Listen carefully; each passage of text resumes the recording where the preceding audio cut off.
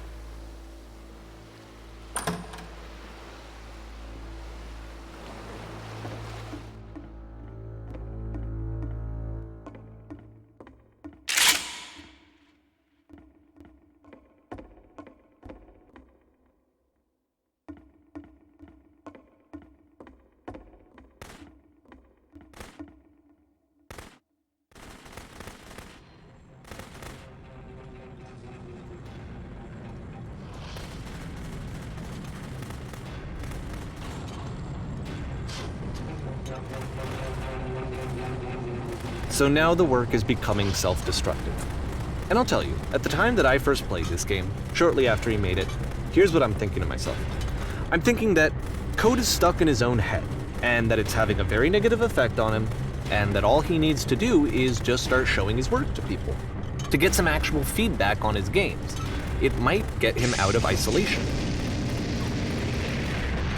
And so, as I'm thinking this, I realize that I could be the one to initiate it. Because it would never occur to Coda to start actively soliciting feedback, so what if I did it for him? If he could see the difference it would make to have more actual conversations with other human beings, would that bring him out of his mental spiral? Would it give him confidence in himself? Would it bring meaning back into his work?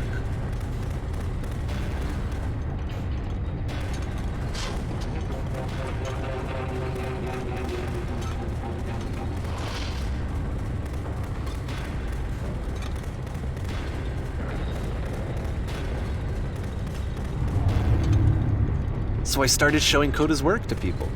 I took this one, and the islands which you just played, the theater, the notes, the house cleaning game, and some of the prison escape games. I brought them to people that I knew and trusted. I asked their opinions.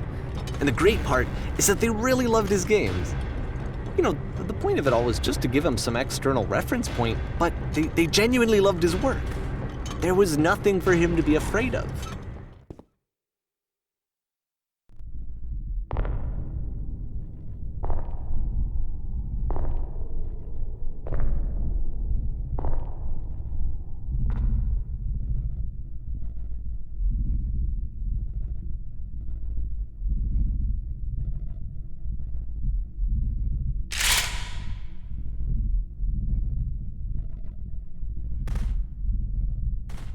Can you see why I felt like this was the right thing to do? Because it's the thing that I always feel like I need, to be told that my work is good, that I am good. When someone really connects with a thing that I've made, when they see themselves purely in my work, there's nothing that feels better.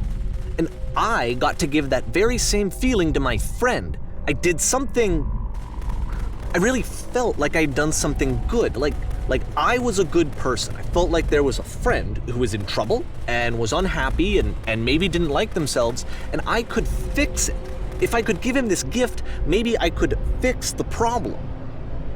When they told me how much they enjoyed his games, it was the best feeling. It was the absolute best feeling. It made me feel so happy. So beautifully, beautifully happy.